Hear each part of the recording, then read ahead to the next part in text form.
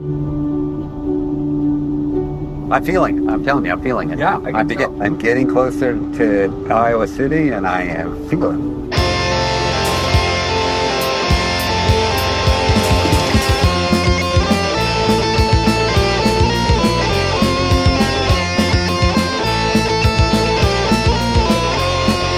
All right, tell us more about how you like Batman. I had some toys when I was a kid, read some comics, watched some movies. Yeah, everyone likes Batman. That's right. Hey, it is finally here, the final episode of Rock Hard Caucus. It's episode 200. We're going out with a bang. 200 is the maximum number of episodes of a podcast that anyone would be willing to listen to. Like, why why more than 200? Haven't you heard enough from these people? For sure. I mean, I can't. 200, that's a lot. That's a lot of podcasts. That's like days. Yeah. It's very concerning to me that people have listened to days of us speaking. I know. And we're still alive. Nobody's taken us out for the hundreds of hours of bullshit we've recorded. To celebrate this incredible milestone, the 200th episode, our final episode ever, we finally have we've landed my most desired guest, the most famous Iowan, I'd say the most famous living Iowan, the most famous Iowan ever, probably Herbert Hoover. Just Arnold. For this, you're spoiling it. Oh, is it actually? Okay, go ahead.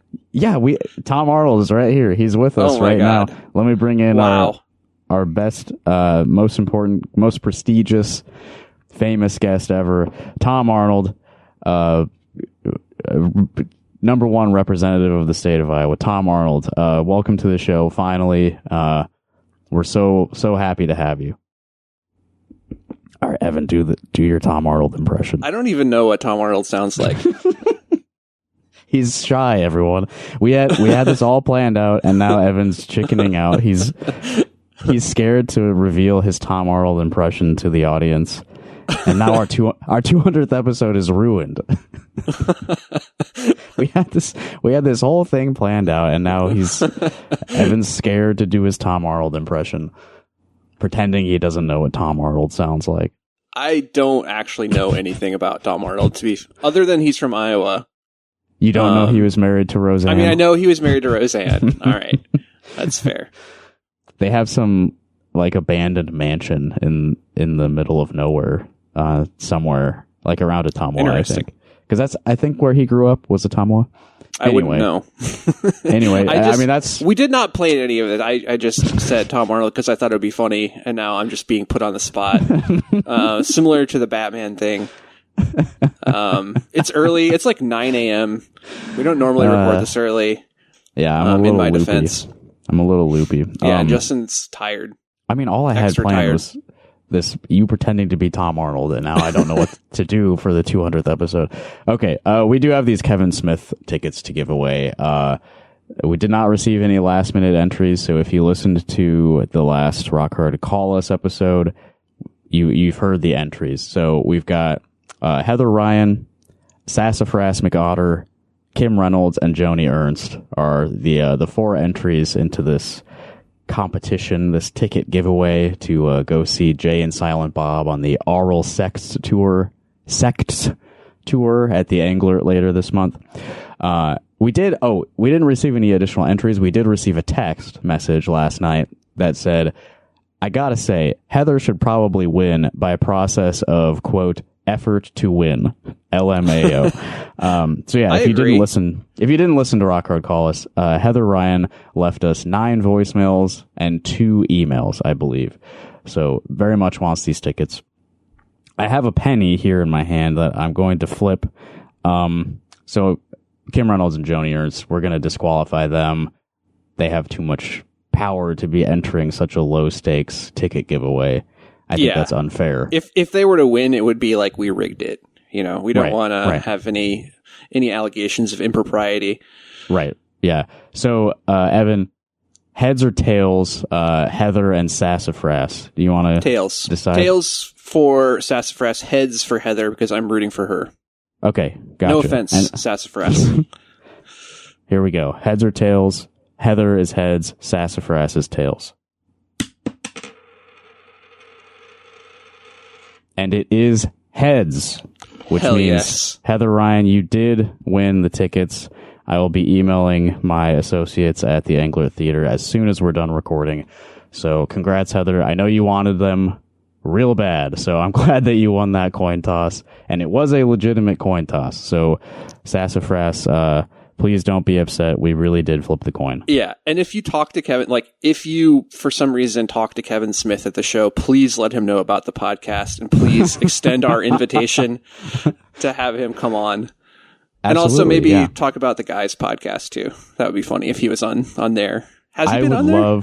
Well, no, but I would love for Kevin Smith to know about Brian Quimby. I think, and we talked about that when I went on his show, that like he should try to get Kevin Smith to be on guys, or he should try to get on one of Kevin Smith's various podcasts. I feel like he actually would be a good guest on that. Yeah, he's game to like talk to whoever about whatever. I think like he seems like a pretty open guy. Yeah, just whatever you think of him, I think that he's pretty down to talk. Anyway, 200th episode. We've got a huge bombshell of a it's not even news really, but just like a thing that happened this week involving one of our senators. Should I just go straight to the tape on this one? Yeah, I think that's appropriate. Let me get a little bit of the facts here. Joni Ernst, our senator, our junior senator, she had a town hall the other day in Parkersburg. Do you know where that is? Where is Parkersburg, Iowa? It's not a big town. Isn't that the town that has like a bunch of football players? I mean, not that you would know. I got drafted to the Tennessee Titans, but why would I know? Okay, yeah, it's just up a little bit there's west a big of tornado the Cedar there. Falls, Waterloo area. In 2008. Small town, about 2,000 people as of now. All right, she had a town hall there in Parkersburg, and as has been happening with every town hall by a Republican senator or member of Congress, a bunch of people just showed up there to yell at her, which is cool. I'm glad that this is happening. Yeah. Glad these people are getting yelled at a lot. But something kind of incredible happened during this town hall. If you haven't already been spoiled about this, you're going to have a great time listening to the next few minutes of this show. I have here, Evan, an archive of KCRG's live stream of this town hall. It's an hour and 9 minutes. We're obviously not going to watch the whole thing, but I do think the very beginning of this KCRG live stream is very funny. So let me just start at the beginning. Do you want to move over, or they're going to bone your shot? They're going to bone your shot. Gonna bone your shot. Do you want to move over, or they're going to bone your shot? Add it to the soundboard, folks. They're going to bone your shot. I love that. And it's still up, a great way to start a senator's town hall. They're going to bone your shot there. But what really happened is... I hate when my shot gets boned. That's awful. We can all relate, I think. Boned shots. So people were yelling at her about the impending potential cuts to Medicaid and SNAP benefits, which is, a legitimate concern. Huge very deal concerning. for very many people. Very bad. So I'll give you a little bit of context before we get to what's the real soundbite that everyone's probably already heard. As written, and it will change. The bill will be changing. She means the bill that already passed in the House, which has these cuts to benefits in it. Marionette Miller Meeks got yelled at for voting yes on this bill after saying she would never vote to cut Medicaid. Somebody chased her in a hallway, and she just did kind of a John Fetterman total shutdown, no response thing. escaped into an elevator. There are going to be some things that we do agree on with the House, though, and you mentioned things like the Medicaid and how some people currently on Medicaid would not be able to receive Medicaid. That's because they're not currently eligible by the original definition of Medicaid. She put eligible in air quotes with her fingers. So it's not that people are going to be kicked off of Medicaid who should be receiving Medicaid. Don't worry. These are people who should never be getting benefits. They're not eligible. Who do you think she's throwing under the bus here? Everyone? Well, yes. And they will be moved off of those Medicaid rolls. Again, still allowing those that are truly eligible for Medicaid to remain on those rolls. When it comes to SNAP, and believe me, I've focused on this issue, the states have been making overpayments when it comes to SNAP, and this is an issue that has been recognized by both Democrats and Republicans. So this is an area that I worked with Debbie Stabenow, who was the Democratic chair of the Ag Committee, to correct. This is going to pacify the crowd. When she brings up Debbie Stabenow, everyone's like, oh, okay. We understand. Okay. It's all good now. We know who that is, and we know that she has our best interests at heart. Debbie Stabenow, right? She was. I don't remember if it's before or after this. I've watched like bits and pieces of this town hall. She was basically saying that there's like millions of immigrants illegally receiving these benefits. The standard sort of line. Yeah. That this is not hurting good American citizens. We're simply rooting out fraud and waste. Yeah, it's Orwellian, I would say, especially with like being like, they're changing the rules for eligibility with the work requirements, and then like she's presenting it like, oh, these people retroactively were not eligible for Medicaid. Right. It's fucking evil. Yeah, you should have been working. You should have known that we would expect you to work some shitty job that provides no benefit to you or society at large, but that is a requirement for receiving these just necessities to remain alive. Sorry, buddy. If you can work, you should. And even if you can't, we're going to try to make you. We did not get the Farm Bill done during her tenure as chair, and so this is something that we do hope to correct in the reconciliation bill. So that's SNAP as it stands now. That, again, has been agreed upon by both Democrats and Republicans in the past. So when we're talking about the corrections in this reconciliation bill, again, it's corrections of overpayments and people that have not been eligible for these programs by law as it is currently written. So why do we have to change the law? It doesn't make any sense. Like No, they're already uneligible by the current law. So why change the law then if that's the reason? Yeah. So when you are arguing, you can hear the crowd start to get riled up here. So we're building to the epic moment. when you are arguing about illegals that are receiving Medicaid benefits, 1.4 million, 1.4, they are not eligible, so they will be coming off. So people are not, well, we all are going to die. So, for heaven's sakes, folks. Okay, no. Incredible. Fucking wild. Incredible. So, you can there see the wheels turning where she's like, people are not going to die. And then she's like, wait, that's not true. And then covers it up by saying everyone is going to die. Well, everyone's going to. I mean, yeah. People might die earlier than they would otherwise, but right. Somebody in the crowd, got reasonably, justifiably upset that she's just so cavalierly discussing. 1.4 million people she's claiming are receiving these benefits who are, according to her, not citizens or whatever.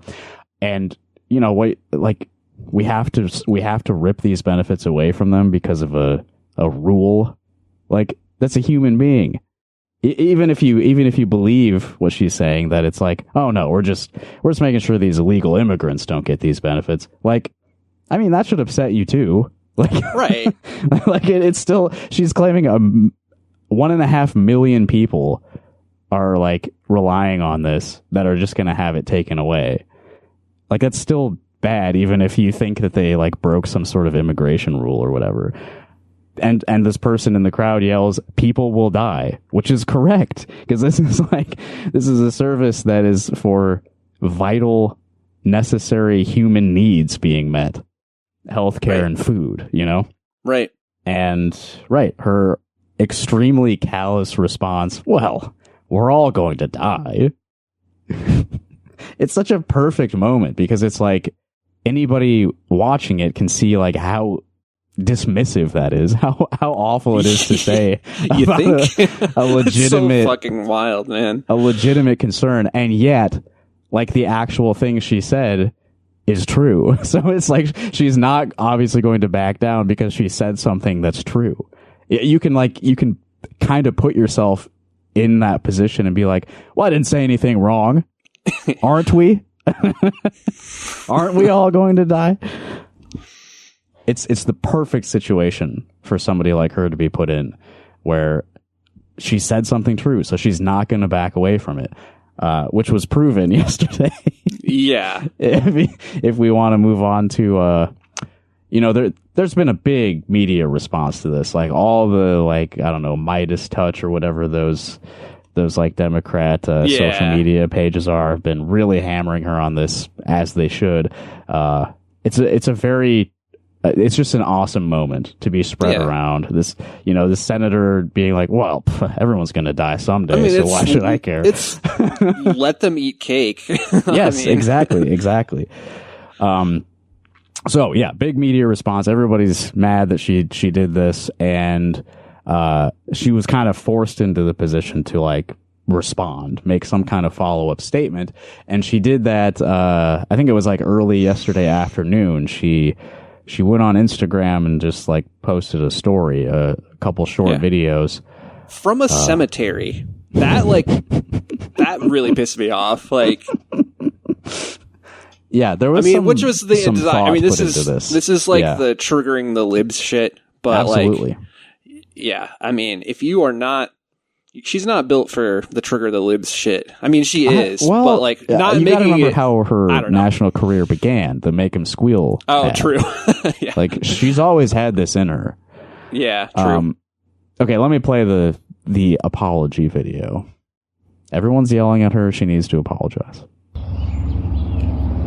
Hello, everyone. I would like to take this opportunity to sincerely apologize for a statement that I made yesterday at my town hall.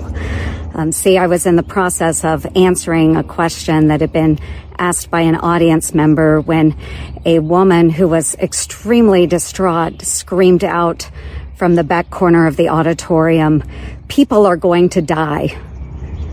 And I made an incorrect assumption that everyone in the auditorium understood that, yes, we are all going to perish from this earth. So I apologize.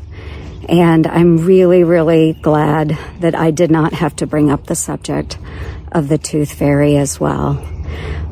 Yeah, you can see headstones over her shoulder in the background. She went to a cemetery to record this false apology. And yeah, Evan, you sent this to me like shortly after it happened. I hadn't seen it yet, and she got me. Like, yeah. I started watching it because, for a day I was thinking like, is this going to matter? I see a lot of people talking about this. Is she going to have to respond in some way? And then you send me this, and I'm like, oh shit. Yeah. She did have to make a follow-up statement. She got me in like the first 5 seconds, but then I was like, oh man, she's laying it on so thick that I feel like I kind of figured that there's going to be a twist coming. Yeah. Fuck. There's a second video. That's really short. Let me just throw that in here. But for those that would like to see eternal and everlasting life, I encourage you to embrace my Lord and Savior, Jesus Christ. Fucking so fucking disgusting. What an awesome tag. Fuck you. What I mean by she does trigger the blibs, but she does not pull it off the way that like Trump or someone could. Well, no one can. But yeah, like this is not going to help her case. I mean, it's going to help. I mean, I don't know. I'm sure a lot of Republicans are fucking overjoyed with this, but to any normal fucking person, this is just fucking vile. Yeah, it's awful. Like, it's very funny. I was sitting on the couch with Ashley, and I watched the videos, and I was cackling. It is so fucking funny for a U.S. senator to record this, like, weird false apology, like, and she's so, like, deadpan. I mean, she is landed on thick, like you said, but, like, she doesn't break at all. Like, delivered with a total, like, false sincerity, doesn't laugh at her own jokes. Like, damn. she's great at this. And it's sort of I can't remember if we've talked about this like on mic, but you know, the second Trump administration so far has been a lot of this sort of fascist thing of like, we're not even really going to pretend that we're like following the rules or like doing something in the interest of the society as a whole, as like a collective, like, you know, this may be a tough decision, but we're doing the right thing. There's not even really any pretense of that. It's just like, we have the power. We're going to wield that power to do whatever we want. And we're going to like flaunt it in front of you. Flaunt. We're going to flaunt it in front of you. And there's nothing you can really do to stop us. And this is like another like small piece of that where it's like, yeah, you're mad at me. Let me double down and be even more of an asshole. Yeah. And just to brag about how much power I have over you. Utter contempt for the vast majority of your constituents. Like, just fucking evil. Yeah. It's so mean. That's what makes it so funny.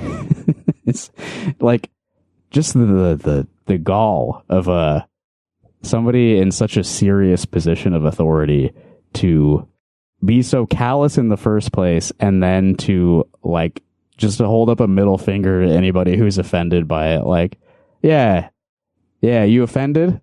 Here's some more. Why don't you go convert to Christianity, you fuck? This is what Jesus would want. He wants you to act like this. I mean, at least make it fucking funny. Like, that's what Trump does. Like, Trump would have like really actually like, I mean, this is funny in the like fucked up way, but like, yeah. If you're going to be evil, you have to be at least a little bit like funny. You have to be able to pull it off. Yeah. What do you think she could have changed to make this funnier for you, Evan? Do you have any suggestions for like punch ups? I mean, you got to go like a little bit self-deprecating. Like if she was like referring to her own death, I think that might have sure. made it a little bit, you know. Yeah, I mean, it was more palatable. Yeah, it wouldn't have been palatable in any way. Don't get me wrong. But it's just, completely out in the open, just utter disdain, like contempt, fucking evil. Yeah, really looking down her nose at everybody. And I think it doesn't help that the beginning of the Instagram story starts with like a full second of just her silent face staring at you. Yeah. Gen Z is going to rip her apart for that one. Like the tooth fairy. Yeah, like, that's stupid. Oh, my fucking God, you can come man. up with something better than that. That's probably the weakest part of it, is like, oh, the tooth fairy. Really, and the tone, like the initial tone of this. Well, we all are going to die.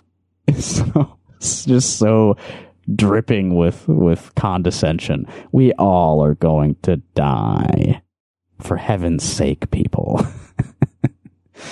I love it. I feel like people are going to yell about it for a while.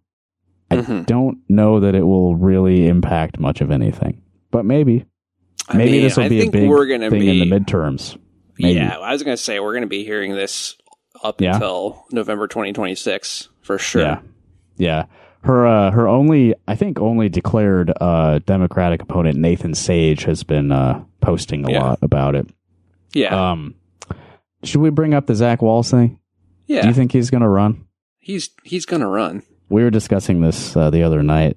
Is Zach Walz going to run for U.S. Senate? I think he's going to run against Joni. He's pounced on this Joni Ernst soundbite pretty hard. And then I found another tweet where somebody said someone needs to run against Joni Ernst, and he posted that side eye emoji a bunch of times to it.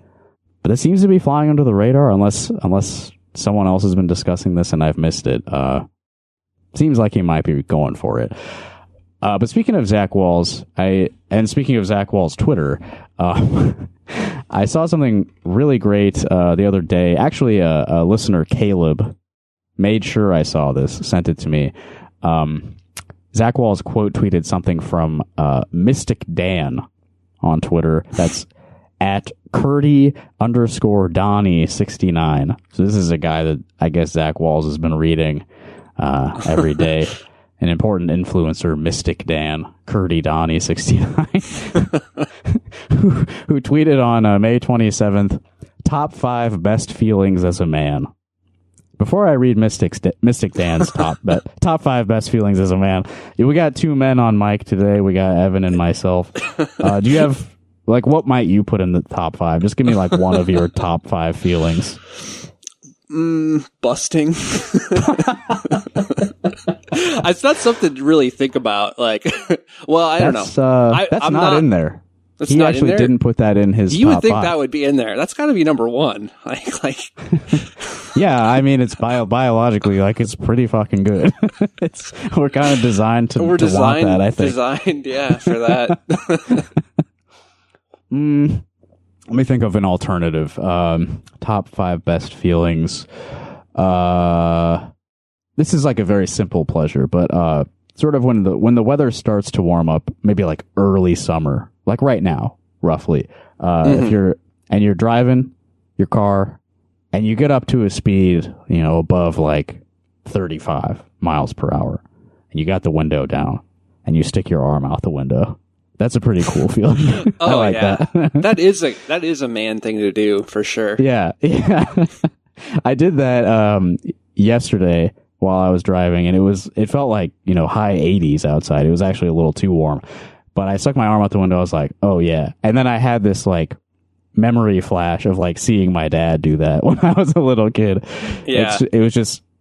It was taught to me at a young age. This is what middle-aged men do. Stick their arms out the window. I don't do that, but yeah, I do see people with just it's just the elbow too. It's your hand is still in the cabin. That's a cool thing to do. Yeah. Yeah, it just got the elbow hanging out. Yeah. I had my whole hand up. Truck that's lifted 50 feet off the ground. Oh, well, I was driving a Mazda and I did have my hand up. I didn't quite nail the masculinity aspects of that. Yeah. That whole thing.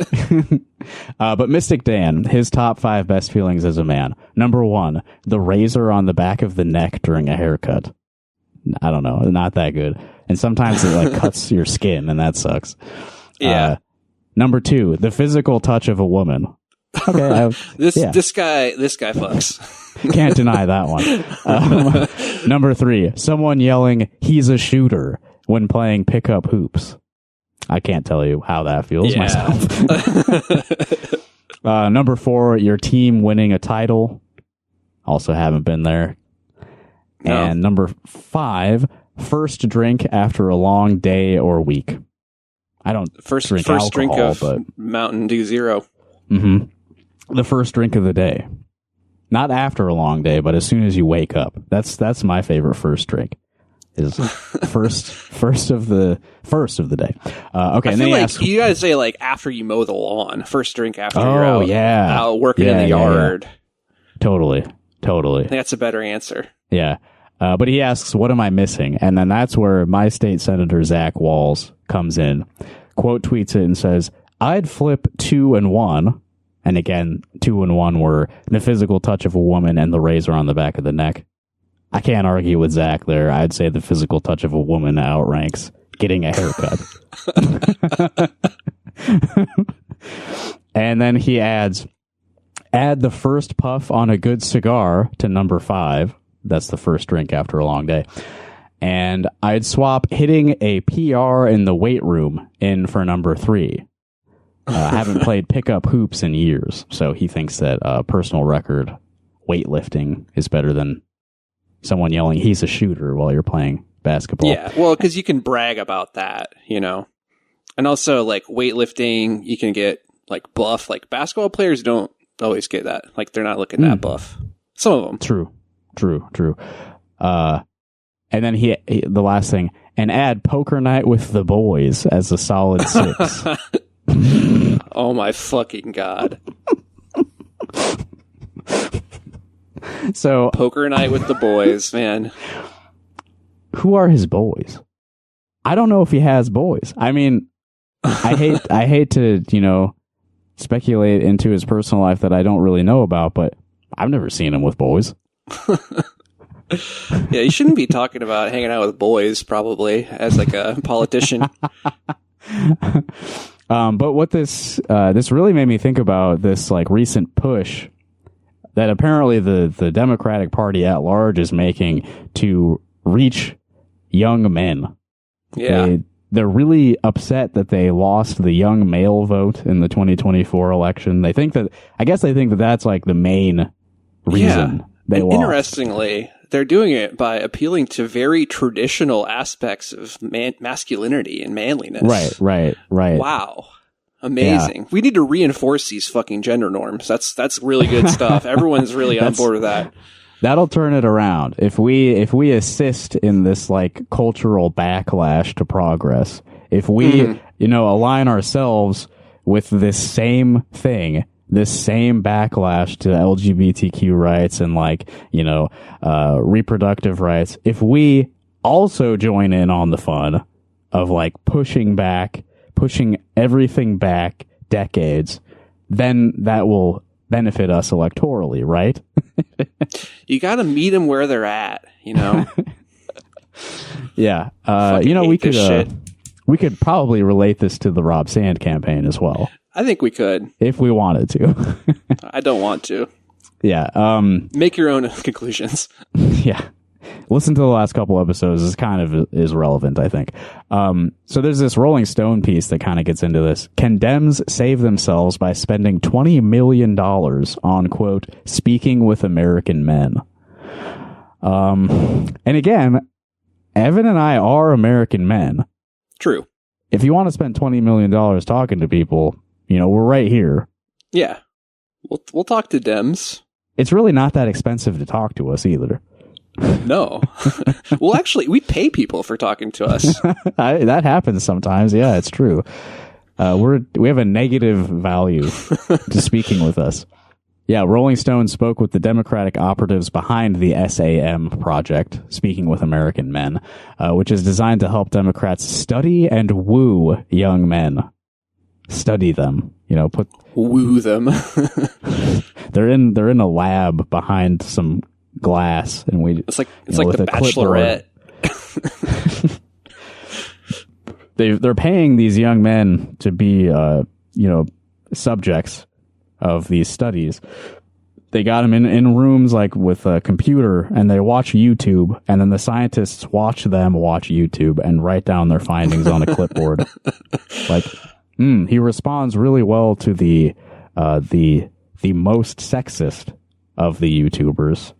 He just watched a 2-hour video about speed running. Maybe we can work that into the campaign somehow. Okay, he's pausing the new King of the Hill opening credits sequence.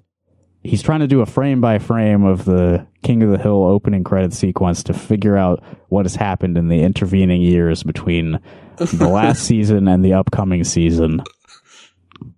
He's really spending a lot of time on this one. That's actually what they need to do, is they need to pay Mike Judge to put subliminal messaging into the new season of King of the Hill. Yeah, I don't think that Mike Judge probably has the most progressive outlook. You know, I know he went on Alex Jones at some point in the past. Pretty libertarian, I'd say. I think that's what he's getting at, you know. But I do think he's in touch with the American man as sort of a whole. I don't think he's maybe like that bad of a guy. So maybe we should try that. You know, maybe he'd be down. One of these proposals, speaking with American men, a strategic plan, went viral after receiving a brief shout out in the New York Times on Sunday. Described as a $20 million effort to, quote, study the syntax, language, and content that gains attention and virality in male-dominated spaces online, parenthetical, such as video games. Yeah, the syntax, language, and content that gains attention and virality. They're missing, I think, an important component of this, which is that there's a big pile of money upstream of this. Yeah. It's not just like, oh, men are attracted to the things that are in these guys' YouTube videos. It's that a bunch of money went into pushing these videos to everyone, especially young men. Targeted ads and such. Mm-hmm. Like, I don't think that young men are necessarily naturally attracted to this like regressive bullshit. Some of them can be easily pushed into it, of course. But that the push is an important component. This is being pushed on people. It's not just like, oh, this is just what guys are like. Right. For sure. Though men are socially conditioned to maybe be a little bit like that also, which is I think also a big factor. It's not just money. That it's not just money, but yeah. They don't want to talk about that either. Again, everything is just working backwards from... Right. Exactly. They do not operate from principles. It's working backwards, meeting people where they're at, even if that is like weird, like racism, nationalism, sexism, fucking homophobia, transphobia. Mm-hmm. And well, now that I'm thinking about like the money aspects of this again, this proposal is not seeking to dump a bunch of money into like a counter narrative to the like manosphere influencer stuff. It's like after the fact. It's not a counter narrative. It's like, how can we get a piece of this? Yeah. It's so fucking stupid. I hate it. Yeah, the strategy is bad. It's just gonna burn up a bunch of money only with the effect of making people worse, reinforcing these like negative regressive views among young men. And I'll let me put a pin in that for a second. With of course the intended benefit of then these shitheads will vote for Democrats, but they're not going to. Yeah. Like that goal will not be achieved if this is the strategy. Okay, the thing I was going to come back to. I don't have this in front of me, but I saw some sort of like survey about these like manosphere influencer people, Andrew Tate and whoever these other fucking guys are, and who they actually appeal to. And what age would you cut off like young? Who are young men under the age of... Yeah, like, I don't know, under the age of 29, maybe? Sure, yeah, 29 and under, I guess we'll say. Like, that is not Andrew Tate's main audience. No. You know, like, I'm sure there are young, awful boys in high school who are, like, really into this, like, anti-woman shit. I'm sure there's plenty of them. But the main audience for this shit is not really young men. It's, like, 35 to 50, it looks like, from the survey that I saw. So, like, the idea is that these kind of, like, coming up into middle age guys feel like they're watching media intended for the guy that they were 10 to 15 years ago. I think that's a component to it too. Like, show you this like super masculine shit, make you feel like you're in touch with the boys. The boys. And that's part of the psychological pull, I think, of this stuff is your virality. It's not actually declining. Watch my videos to keep yourself tough and cool. Yeah, for sure. Buy some snake oil supplements also. Yeah. Get your Manscaped. Get your fucking TRT.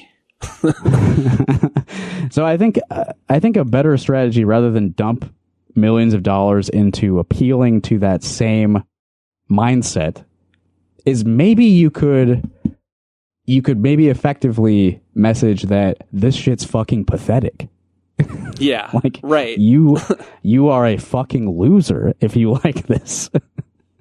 Like, you're an antisocial turd because you buy into this garbage. Yeah. That makes you repellent to most normal people. Yeah. Maybe we like redefine what masculinity is. Like it ties into the male loneliness bullshit too. Yeah. Like, you're lonely because you're buying into all of these ideas that are not serving you socially. Like, right. These ideas of like male dominance, and like you have to be an island. You have to be a strong, stoic man who cannot display emotions. Like, that is not helping you. It's not serving you. We need people, leaders, to start expressing that. Like, yeah. I think you're right. I think that's part of it, at least. Yeah. Like people get lonely, and this is obviously not a male exclusive life experience, feeling lonely. But yeah, it's not when you feel like your social needs are not being fulfilled. That's not necessarily the fault of everybody else. Right. Like maybe you should try to make more of an effort to connect with people. Yeah, I don't know. This is just part of, I guess, the counter narrative. If you're a young man listening to this, I think I've said this before. Try being normal. I think that's probably the best way to deal with any social alienation you're feeling. You know, other people are like you. That's maybe the most important component. Yeah, absolutely. Women also are like you. Yeah, a lot of similarities between all kinds of people. Similarities, I would say. And you shouldn't seek to get one over on other people. You should recognize that you have a lot in common. You're probably dealing with a lot of the same personal issues too, and maybe you could connect on that level and kind of like help each other, overcome these problems, and then you'll both feel better and you'll have a better understanding of each other and life in general. Yeah. Stuff like that. Yeah. Maybe the Democrats should dump millions of dollars into the be normal agenda. I mean, I think it's also kind of beside the point, because like maybe they should dump more money into the just giving people the shit that they need to survive. Yeah, I think that probably is I think that might appeal to a broad section of the electorate that doesn't necessarily just include men. Like, I don't know if you need to focus specifically on men. I think you just need to help fucking people and like give people the impression that you want to help them. It's about priorities, right?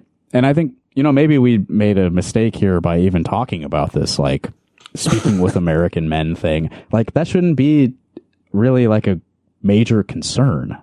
Like, again, it's sort of like an upstream, downstream thing, Take care of shit up here first. Humanity's basic needs. Make yourself the political project of taking care of everyone's basic needs. The other shit kind of maybe has less of an impact. This cultural horseshit, people being pushed around, maybe has less of an impact when they have a very clear image of like who's going to take care of the shit that needs to be taken care of. Well, and you also have going back to Bernie Sanders again, Bernie Sanders, compared to like any other Democrat, does better among lower class men. And he has a critique of the system as a whole that is appealing to a lot of people who don't feel like anyone does give a shit about them, And so, but they can't actually adopt that because that's against what the class interests of the party want.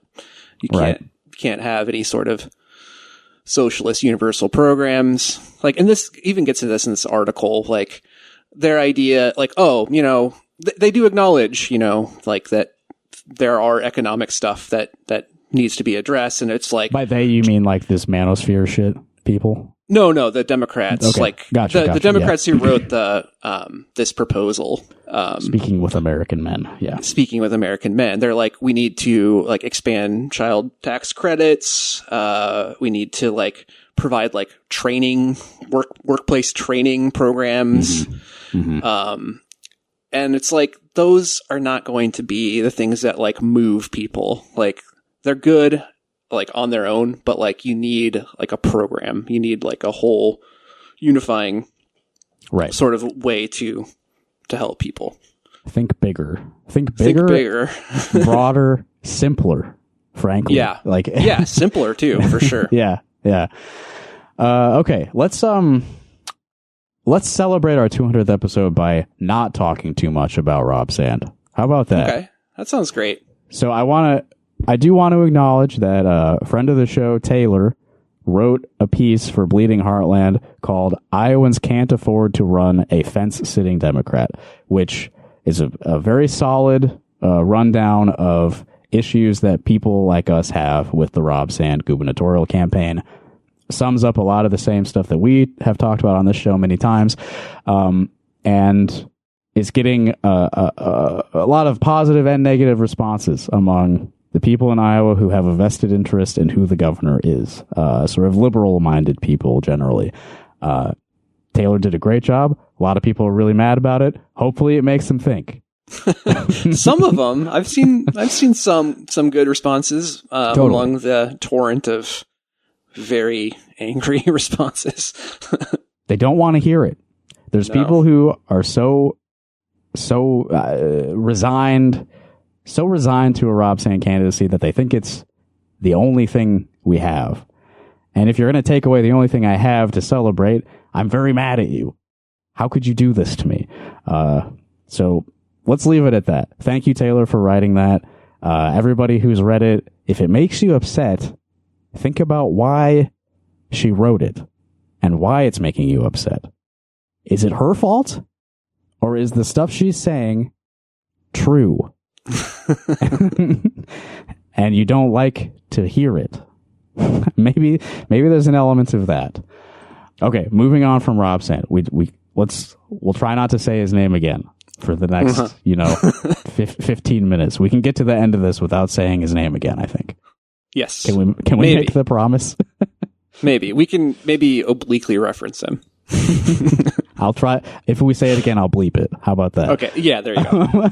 Okay. We also have another small victory to celebrate. Maybe not small. Maybe kind of a large victory, actually.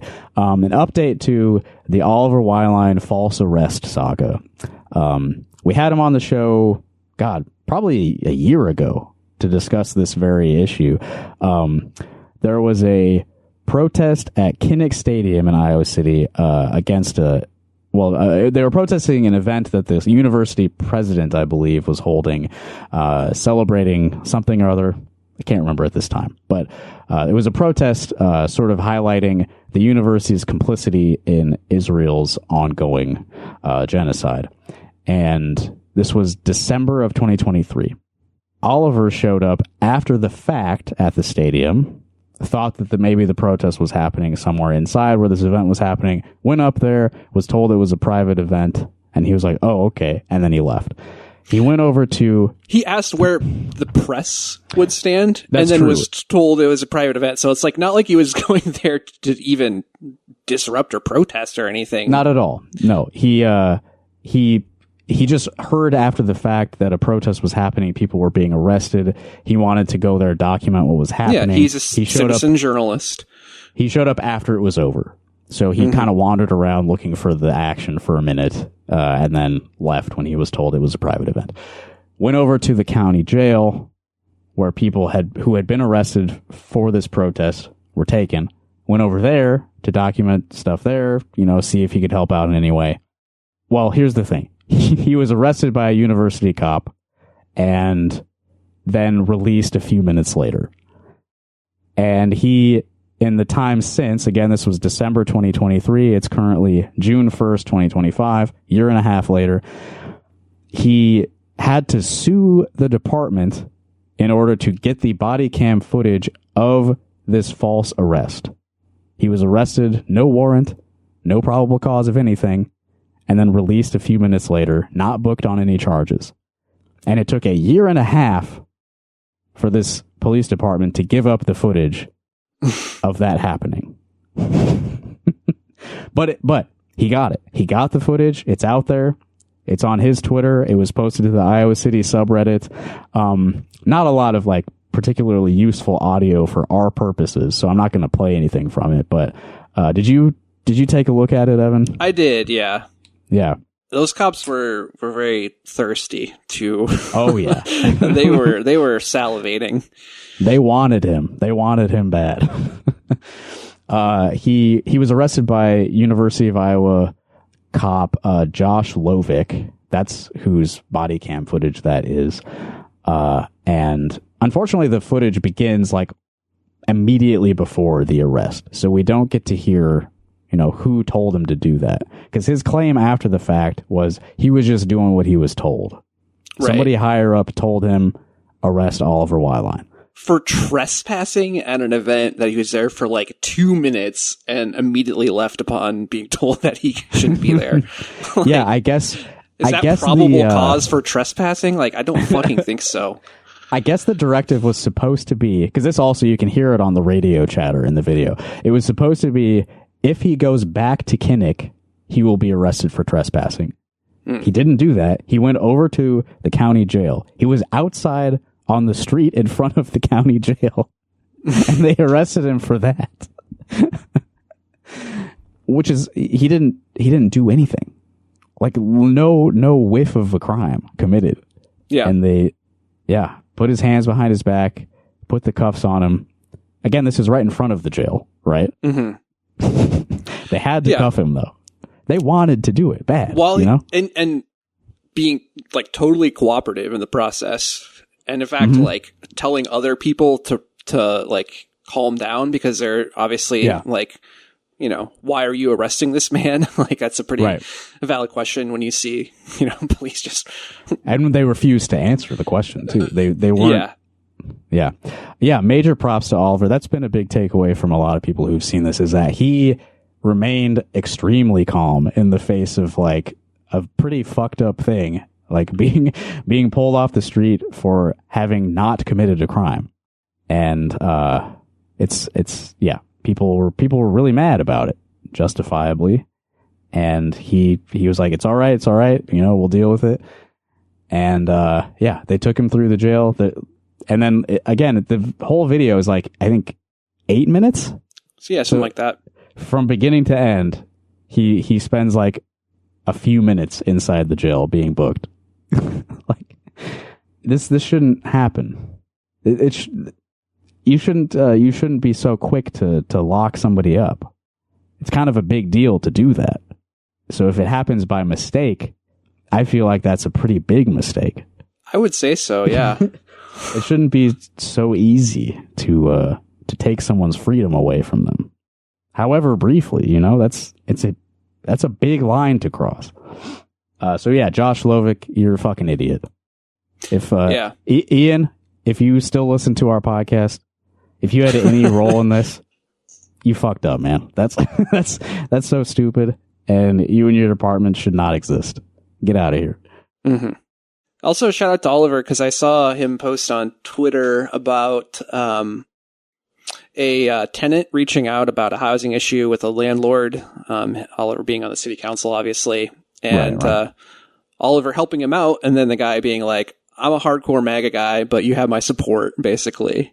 Yeah. And I think that kind of goes back to what we were talking about. Like, if you like disagree with people politically, but still give a shit about their well-being, that I think is how you actually appeal to them. Like, instead of just being like, oh, I'm going to be more like on my politics, I can throw those out. I'm just going to try to like chase what you think and like try to adjust my positions to appeal to you. No, just fucking stick to your fucking principles. Totally. Yeah. It's way more respectable, because like, people who hold these like hardcore regressive views, it's easy to think that they're stupid. And in many ways, they probably are.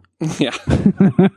But they're not so stupid that they can't tell when you are just totally debasing yourself, abandoning your own, what you claimed were your principles in order to, like, as the Rolling Stone article puts it, to woo them. People know when they're being falsely wooed, you know? It doesn't work. It doesn't work. I think a certain gubernatorial candidate might be able to take. I think Don't say it. I'm just imagining how that general election is going to go, because, like, man, he's very transparent. His skin is a fucking saran wrap. Yeah, I'll say I rarely see positive responses from very conservative people that he's trying to appeal to. I mostly see them still calling him like a fucking craven. Oh, absolutely. Commie, you know? Like, of course. What the fuck? Yeah. So, and I've seen this in, moments of disaster, trying to help out after our hometown Cedar Rapids gets destroyed by various weather events. People who they just watch different TV shows than you, and they end up with very stupid political opinions.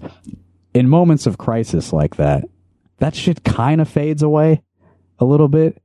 And we're still people who should help each other with these, like, issues of life and death and, like, keeping a roof over your head. And if you are like somebody like Oliver and you are really committed to that, like, that's your primary guiding principle, that is, in addition to being the right thing to do, the right way to live your life, it is very appealing. Yeah. It cuts through a lot of the bullshit. For sure. Yeah. Okay, let's finish out this hour talking a little bit about Google's $7 billion investment in Iowa. Google is investing $7 billion in our state. And Marissa Payne at the Des Moines Register wrote a very detailed piece about this. All right, they're building a data center in Cedar Rapids.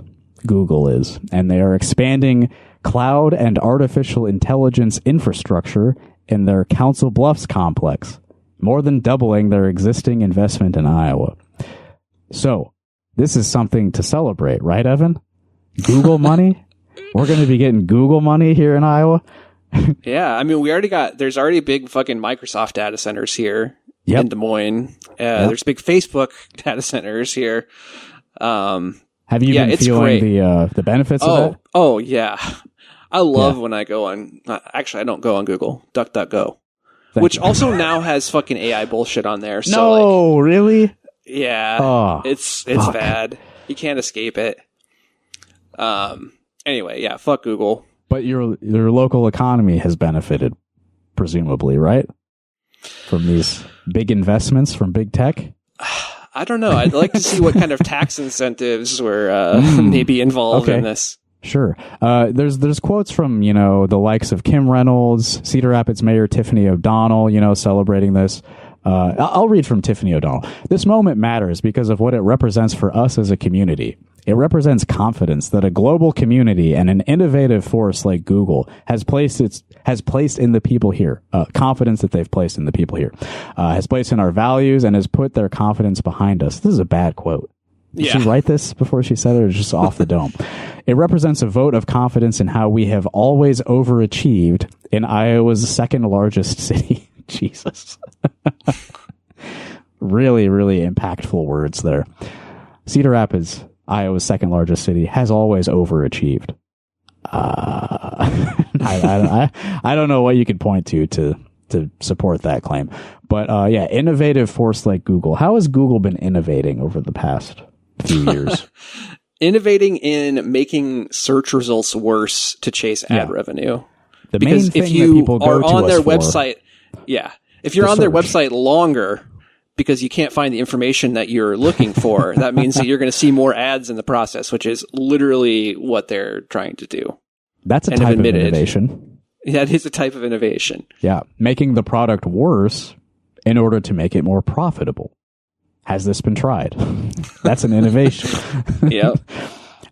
Relevant to this, I did save a screenshot of a tweet that I saw last night.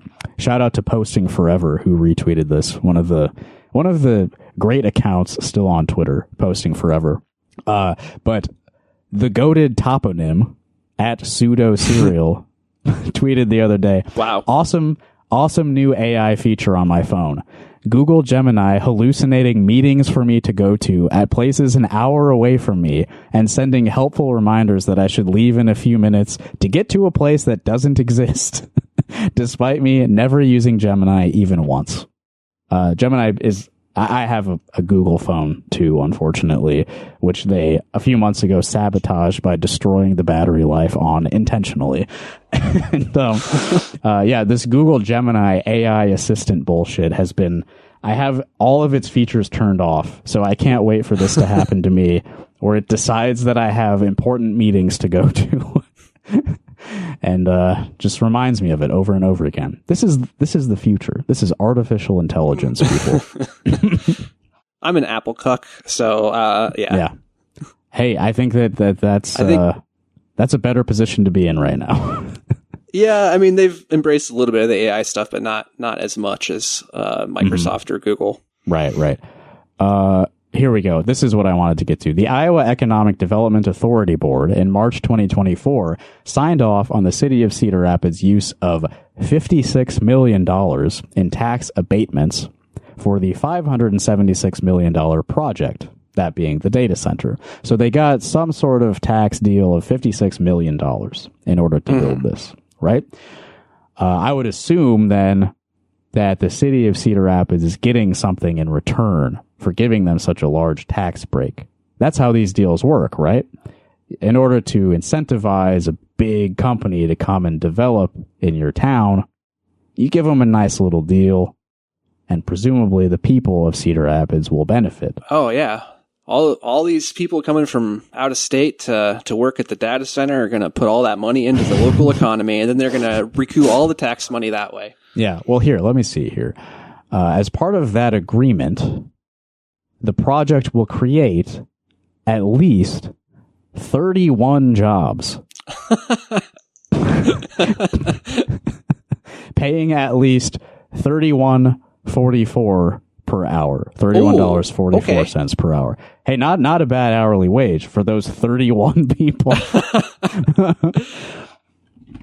31.44 times 31. It's almost like Google doesn't actually care about Cedar Rapids. They probably just there's a water supply that may or may not dry up if we continue to have droughts like we've had, over the past couple of years. I mean, the drought's abated for now. To a cheap workforce, and especially if they're only hiring 31 people for 31. a huge. Isn't that crazy? That's wild. A $56 million tax abatement in exchange for 31 jobs. So low labor costs and lots of cool tax incentives. It's a win-win-win. Yeah. So that's a wage again of $31.44 for 31 people, which amounts to. I don't think that's that good. No, it's not amazing. It's better than I get paid, but that's like $70,000 a year, which is a good salary in Iowa. But again, I don't think that would be competitive in a lot of other places where they would consider a data center. Yeah. So that's about $975 an hour that Google is paying for this workforce per hour. $975. Let me see. So that's times 8. No, not 7. Times 8. That's $7,800 a day for an 8-hour shift for those 31 people, times 5 for the week, times 52 for the year. We got about $2 million a year that they're paying these 31 people. So in exchange for giving them a $56 million tax abatement, they're paying a labor force $2 million per year. So that means, let's see, 56 divided by 2. It would take 28 years for this tax abatement to pay back in the wages that they're providing for people, which, as Evan hinted at, might not even be people who live here. There's probably people coming from out of state to do this. Or were you talking about the construction? Well, I guess, that's another good point. There are going to be probably a lot of local contractors involved. There's also going to be, they're going to have to improve like electrical infrastructure, like water infrastructure probably as well. But Yeah. I mean, Yeah, come on. This shit's it's a scam. Yeah, It's a scam. I don't feel like the people of Cedar Rapids are necessarily going to benefit much from this. Google's investing $7 billion into our state in the grand scheme of making their products worse for the user. we are now a part of this journey to making Google's products worse for the user, better for the company in terms of revenue. We are now a part of that whole cycle. Isn't that something to be proud of? Wow. I love when community comes together. All right, we'll close out with this last quote from Kim Reynolds, our governor. Today's transformative investment here in Cedar Rapids reaffirms Google's role as an AI pioneer and advances America's leadership position in it. When we build that future here at home, we create high-quality jobs, fortify our digital infrastructure, and retain the ingenuity that drives global progress. Wow. Powerful. Do you think even she believes that? Who really buys into this AI stuff? Way too many people. Its only function is making things work worse. That's been my only encounter with this stuff. Everything is getting worse because of this AI infestation. Who likes this? Like, I was even talking to my dad, who's like a conservative guy. He hates this shit. We saw a Cybertruck and he was like, that thing is so ugly. Like, you're the target demographic for this and you don't even like it. Yeah. That was a really fun episode. I think that we came out swinging for episode 200. Yeah, that was a good one. Good job, Evan. Thank you, Justin. You get all the credit. Oh, it's all for you. And we didn't say the guy's name after we said we didn't. I referred to him, but it's fine. All right. Well, if you liked the show, next episode we're gonna completely zero discussion. Yeah? That's what I'm saying. I will try. I'll try. All right. All right. Well, we might break our promise, but thanks for tuning into our 200th and final episode of Rock Hard Caucus. If you enjoyed it, we would love to have your support, of course, at patreon.com/rockhardcaucus. We released an episode of our voicemail show, Rock Hard Call Us, just yesterday on our Patreon. But you also, we don't really need your money that much. So you should also be considering a monthly donation to the Iowa Trans Mutual Aid Fund, which you can find at iowatransmutualaidfund.org. They're losing their civil rights protections in this state, maybe getting kicked off of Medicaid federally even. Fucking crazy stuff. So there's going to be a lot of trans people who need money to cover their basic needs over the next, whatever period of time. So if you got cash to spare, there's people who really need it. Something a bit of a lighter note. I'm playing a show at Trumpet Blossom in a couple weeks at Trumpet Blossom, June 17th. Larry Wish, an artist from Minneapolis who I like, is coming down. I'm going to be playing at that show, and so is Samuel Locke Ward, who is a very prolific Iowa City artist. I just saw him play the other night. Fantastic show. But he's going to be playing at the show June 17th, Trumpet Blossom Cafe. It'll be fun. In fact, I just interviewed Sam Lockward as well for the I Hear I See radio show the other day. So listen to that. If you like what he says, if you like the tracks you hear on that episode, come see him June 17th, Trumpet Blossom. Oh yeah, speaking of Rock Hard Call Us, our phone number is 319-849-8733. Please call at any time, day or night. We got a new outgoing message on there as of yesterday. Oh yeah. So that was fun. If you haven't called, you're missing about 30 seconds of Rock Hard Caucus content. It's exclusive to the voicemail inbox. Unless you listen to the Patreon episode. In which case, you already heard it. But yeah, go call the number, 319-849-8733. Share your thoughts about anything we said or anything that's happening inside your mind. We'd love to hear from you regardless. Time to close out the show with a bit of music. I ran sound for Dan Padley last night at the aforementioned Trumpet Blossom. He did a great show with Blake Shaw, Chris Jensen, and I recorded the whole thing. I got a board recording of it. Nice. And he gave me permission to close today's show with the live recording of Swamp Thing from last night, May 31st, 2025 at Trumpet Blossom. This is a tune that does not have a studio recording, so this is some real exclusive shit right now. Swamp Thing by Dan Padley, the live recording. This is the first time anyone's going to hear it, unless you were at the show last night. I really enjoyed Dan's set before your Wombat show that I went to last year. Yeah. I recorded all that too. Actually, that's on his Bandcamp, that show. Oh, nice. So go to danpadley.bandcamp.com, and you'll find his set from the Wombat show that I recorded. And I was Good stuff. And Evan was there, so you can listen to it and you can just think. I haven't heard this live. That adds to the enjoyment, I think. Yeah. If you are a local musician, you would like your music to appear on this show, please go to rockhardcock.us. You'll find a link near the top of that webpage where you can send us your music. And I'll buy it on Bandcamp, and then you might hear it in a future episode. All right. Bye. Are we going to tell people that there's actually 400 episodes of this podcast? Oh, yeah. You want to do that? If you include all the Patreon episodes, the handful of episodes that we've deleted from public access, this actually, it's our 200th Rock Hard Caucus episode, but the whole ecosystem, this is episode 401. I think, yeah, so we've been lying the entire time, and we might even record a podcast next week.